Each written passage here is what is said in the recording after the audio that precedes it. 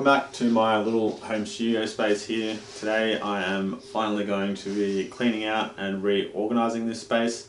This spot has served me incredibly well over the last couple of years, but my art practice and the way that I approach my art practice has changed, and so I want my studio to now reflect that. It's also become just a little bit too cluttered, so it's a good opportunity to get rid of everything that I no longer need. I've also got this whiskey glass commission coming up, so I want to start shooting some reference images for that. And today I also plan on just varnishing off this painting that I finished last week, the still life painting that I did in my backyard. If you haven't seen that video, I'll chuck the link down below. But for now, I'll just give you a bit of a look around, I'll show you what I plan on doing, and we'll go from there. Alright, so I'm just going to quickly work my way around the room.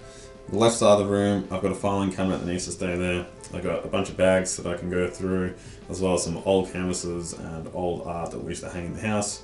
So I'll just sort out there essentially what I do and don't want to keep.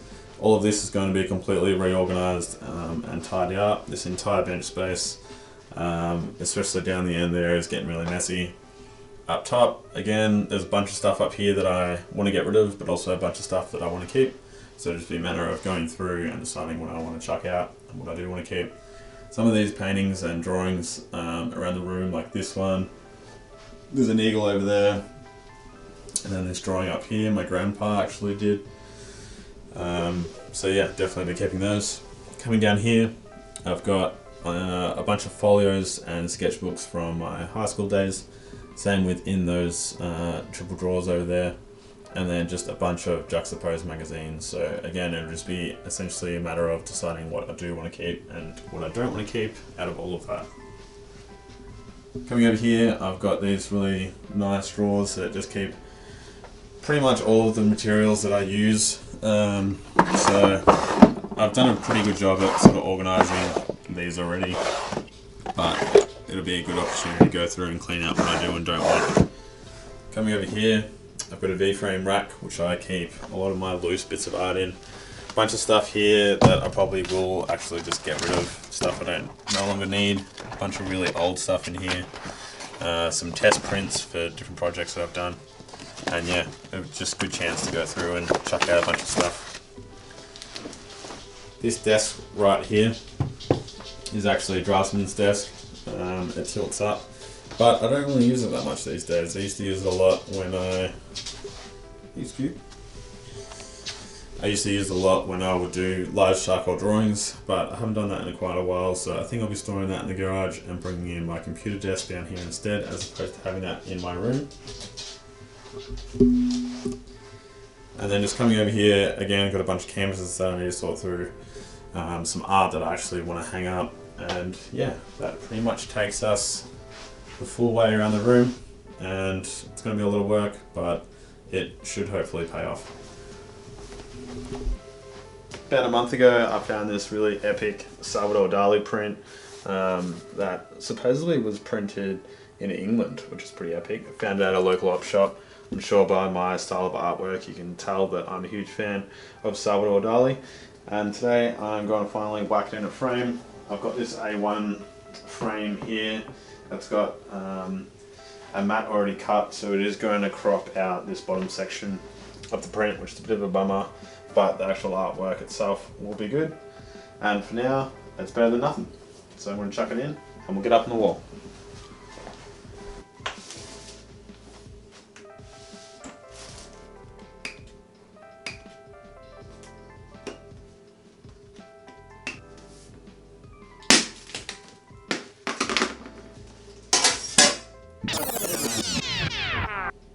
Well, that went well. I just landed on the frame and broke the glass. Epic. So for now, all I've done is I've just popped it in the frame just to keep it somewhat protected until I get a new frame or a new sheet of glass.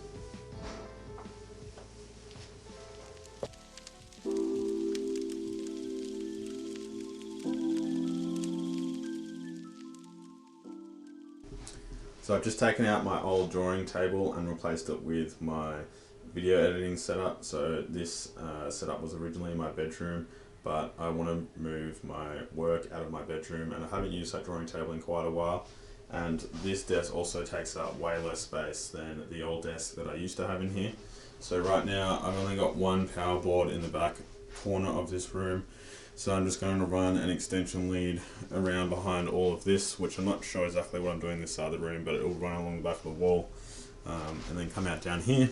And I'm just going to attach a sling so that I can hang my power board up under the desk, and then all of my wires can be hidden and I won't have stuff running across the floor.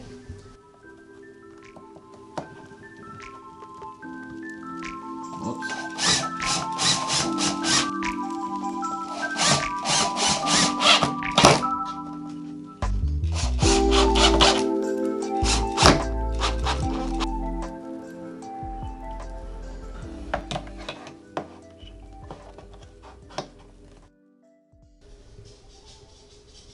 So as you can see, I've just used 4 lots of screws and created a little sling system for this power board. And then I'm just going to run the wire cable tight to these to the leg here, and then it'll run around the back of the room. And that way I can have my cords come down from my computer from the top here and just plug straight in here, and won't have stuff laying all over the floor.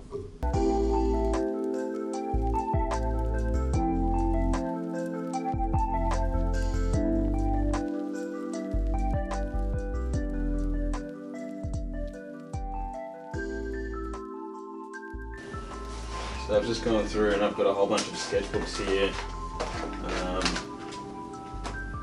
from all different periods of my life. Some really early ones. This one's from 2005. South Park, a bunch of cartoon characters. Mainly cartoons really in this one. And going down to high school, like early high school, I was really into graffiti. It's from 2007. It's a bunch of like random tags. Another one from 2007. Bunch of graffiti and like random sketches, illustrations.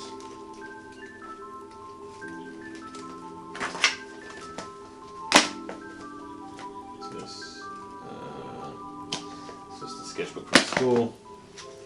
Another early one, 2006. Comic book characters.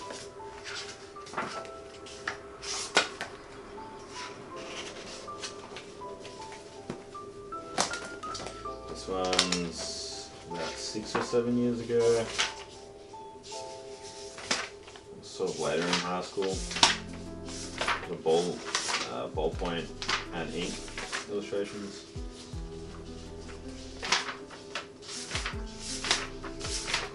Pretty cool stuff in here.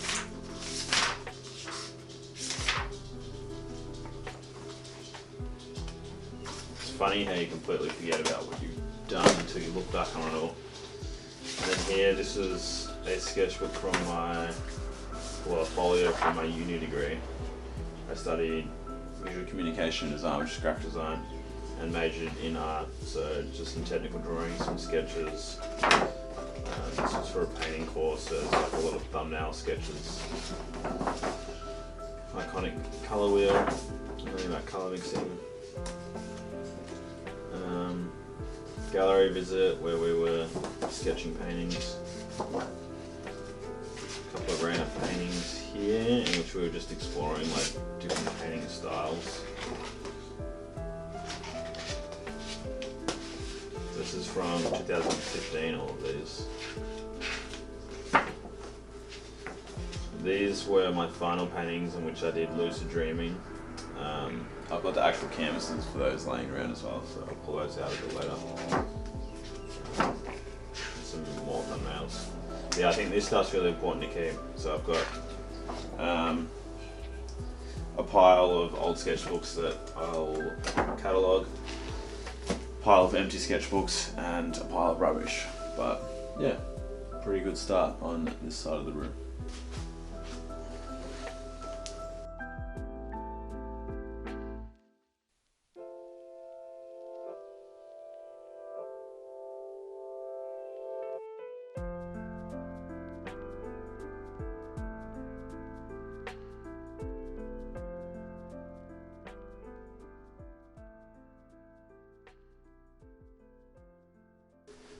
So the next section of the room I'm going to work through is this corner over here. Got a bunch of random materials and bits and pieces that have cluttered the top of my desk. Got some really old canvases down below, some art bags down here as well as some camera boxes, Polaroid cameras, some random sketchbooks, and a couple other bits that I want to go through. But we'll smash through this corner of the room and see how we go.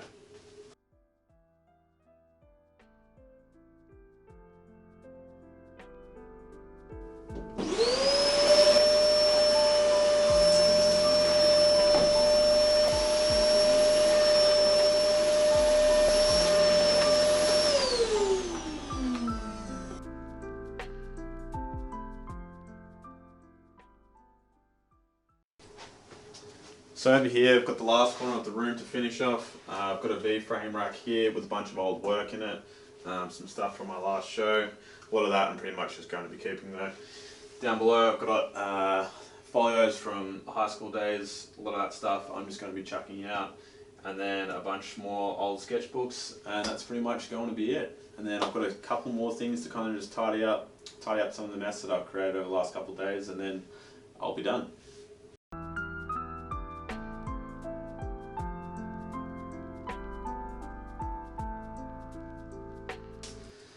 All I'm doing here is screwing in these small anchor screws, which because they're just cheap pre-bought frames, it just stops the frames from flexing when they're hung on the wall, and essentially stops the glass from breaking when there's gravity pulling down on it.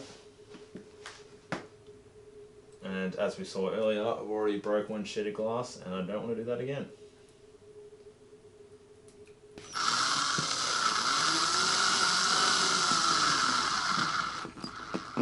And my drill just went flat.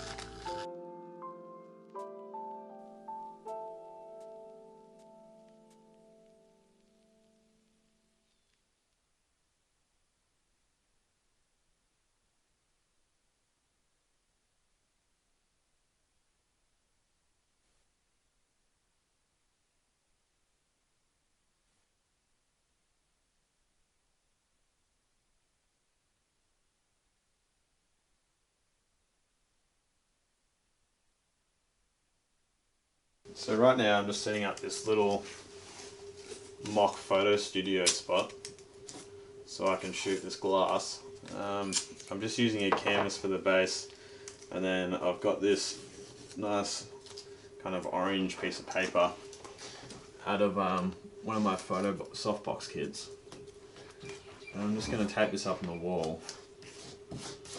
The client wants a warm background, so I'm going to use this to start. I've got a little bit of texture happening with the canvas.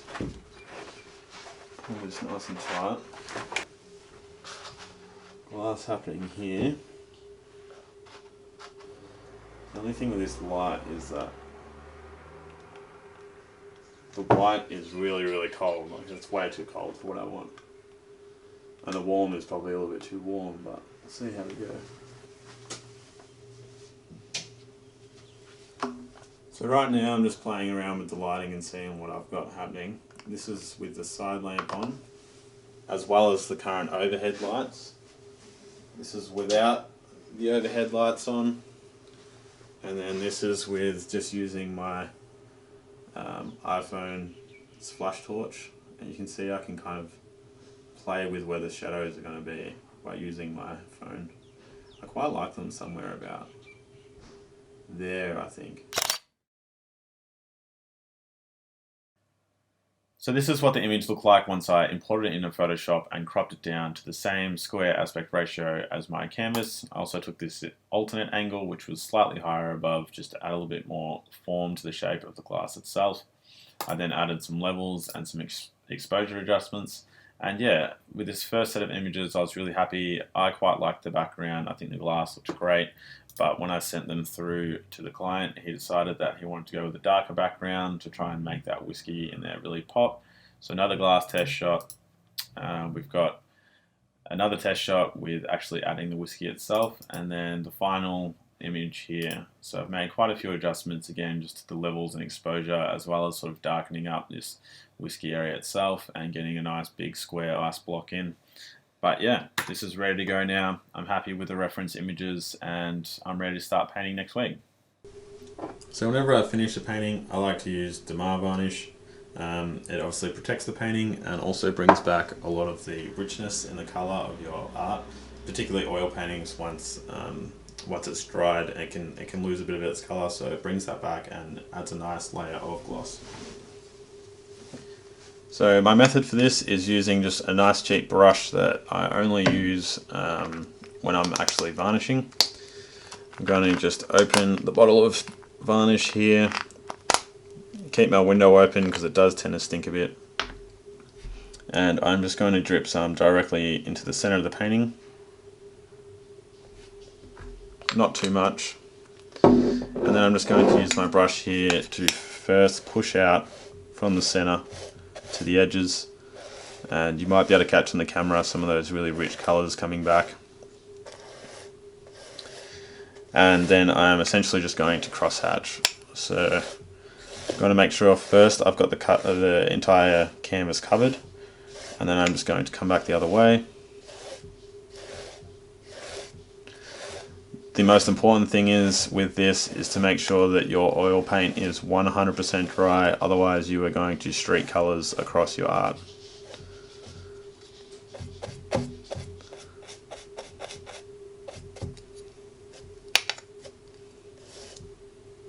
And once that's done, I'm just going to go and wash this brush under some warm soapy water and allow this to dry. It takes about 15 minutes. You can do multiple coats if you would like to, but for this piece I will be doing just one coat.